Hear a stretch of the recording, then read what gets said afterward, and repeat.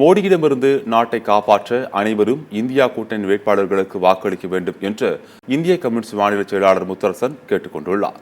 விருதுநகர் மாவட்டம் ஸ்ரீவில்லிபுத்தூர் அருகே உள்ள மதுராயிருப்பில் தென்காசி தொகுதி திமுக வேட்பாளர் ராணி ஸ்ரீகுமாரை ஆதரித்து நடைபெற்ற இருசக்கர வாகன பேரணியை இந்திய கம்யூனிஸ்ட் மாநில செயலாளர் முத்தரசன் தொடங்கி வைத்தார்.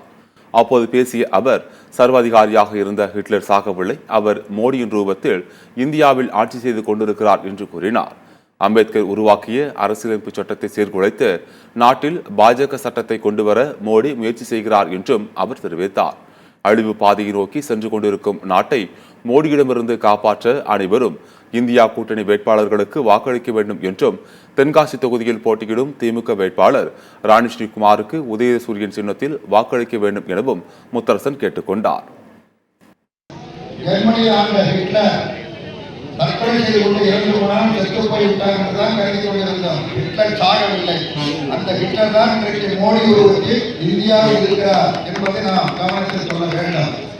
இந்த நடக்கிற தேர்தல் என்பது ஏதோ இரு நபர்களுக்கு இடையிலான போட்டியாக கருதக்கூடாது, அல்லது இரு அணிகளுக்கு இடையிலான போட்டியாக கருதக்கூடாது. மாறாக நாட்டை காப்பாற்ற வேண்டும் என்கிற சபலத்தோடு இந்தியா கூட்டணி போட்டியிடுகிறது. ஜனநாயகம் காப்பாற்றப்பட வேண்டும் என்பதற்காக இந்தியா கூட்டணி போர் புரிந்து வருகிறது.